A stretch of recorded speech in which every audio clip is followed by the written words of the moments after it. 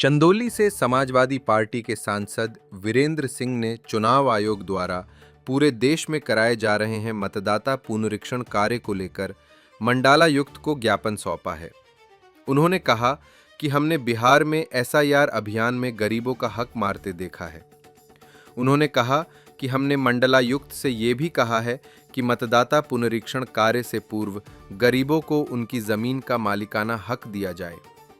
उन्होंने कहा कि लोग कई पीढ़ियों से अपनी जमीन पर मकान बनाकर रह रहे हैं, उनसे सरकार जमीन का कागज मांग रही है।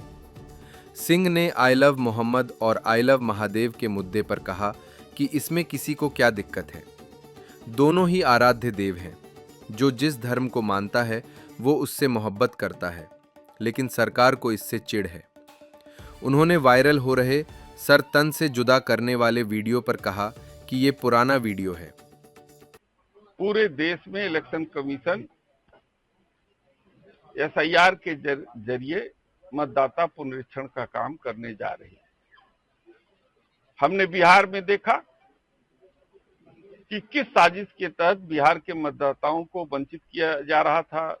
नई सूची जो बन रही थी उससे, तो जो नई मतदाता सूची बन रही है उसमें हमारे गरीबों का अधिकार न चला जाए, उनको कठिनाई का सामना न करना पड़े, सबको मत देने का अधिकार जो बाबा साहब भीमराव अम्बेडकर जी ने संविधान में दिया है, उसकी रक्षा के लिए आज हम हमारे जनपद वाराणसी के जिला अध्यक्ष सुजीत भाई, हमारे जौनपुर के जिला अध्यक्ष मौर्य जी, हमारे गोपाल भाई गाजीपुर के जिला अध्यक्ष तथा हमारे जो है सतरान राजभर जी जो चंदौली जनपद के जिला अध्यक्ष हैं, संयुक्त रूप से हम लोगों ने जाकर के आयुक्त को मैंने पत्र दिया है और कहा कि गरीब को एसआईआर जारी करने से पहले या पुनरीक्षण जो है कि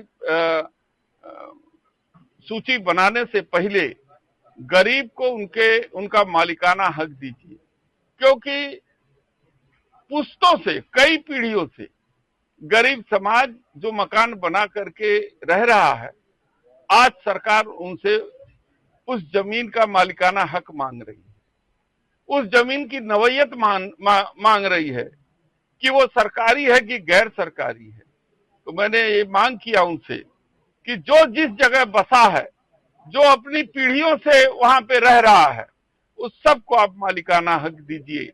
जो घरौनी आप बना रहे हैं वो घरौनी जो है उनकी भी बनाइए, ताकि उनका वो अपने आप को मालिक समझ सके, वो गांव के निवासी समझ सके। क्योंकि मुझे आशंका है कि यदि उनकी घरौनी नहीं बनेगी, यदि उनको गांव में का निवासी नहीं बनाया गया, तो उसके जरिए उनके पहले तो मतदाता सूची से नाम कटेगा, इसके बाद उनका नाम जो है जो राशन कार्ड है वो राशन कार्ड से कटेगा। राशन कार्ड से कटने के बाद उनको जो है मिलने वाली जो सरकारी सहायता है वो सारी सहायता बंद हो जाएगी और उनको दोयम दर्जे की नागरिकता हासिल हो जाएगी और उनके नाम के आगे डी लिख दिया जाएगा कि वो बना, फिर उन्हें साबित करना पड़ेगा कि वो इस देश के नागरिक हैं कि नहीं है। तो सरकार नहीं चाहती है कि गरीबों का भला हो। ये तो सामंतवादी व्यवस्था से भी ऊपर जाकर के काम करना चाहते थे।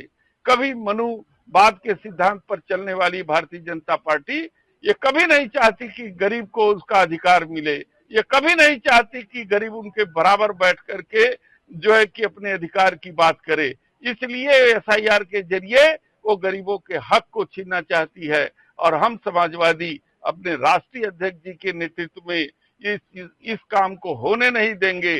गरीबों के अधिकार की रक्षा करेंगे, उनकी मतदाता सूची में उनका नाम चढ़वाएंगे और जिस जन्मभूमि पर, चाहे वो सरकारी हो या गैर सरकारी हो, अगर वो अपने जिस भूमि पर मकान बना करके कई पुश्तों से रह रहे हैं, तो उनको उनका अधिकार, उनका मालिकाना हक दिलाने का काम करेंगे। यदि ये सरकार नहीं करेगी तो ये आंदोलन ये काशी की धरती से प्रारंभ होगा और हम इस आंदोलन को तेज करेंगे और राष्ट्रीय अध्यक्ष जी के इशारे की जरूरत होगी और इस आंदोलन को हम लखनऊ और देश के कोने कोने तक ले जाने का काम करेंगे। ये क्रूज क्या है? सामंतवाद का प्रतीक है। नाव क्या है? हमारे आम आदमी नागरिक का प्रतीक है। तो ये सरकार की सोच हमेशा सामंतवादी रही है, वो कभी आम आदमी के अधिकार को संरक्षित नहीं कर सकती, इसलिए नाविकों के ऊपर तरह तरह के अत्याचार होकर। तो आई लव महादेव और आई लव मोहम्मद में क्या दिक्कत है? ये तो दोनों हम आराध्य देव हैं। जो जिस धर्म को मानता है उससे मोहब्बत करता है, लेकिन सरकार को इससे चिढ़ है।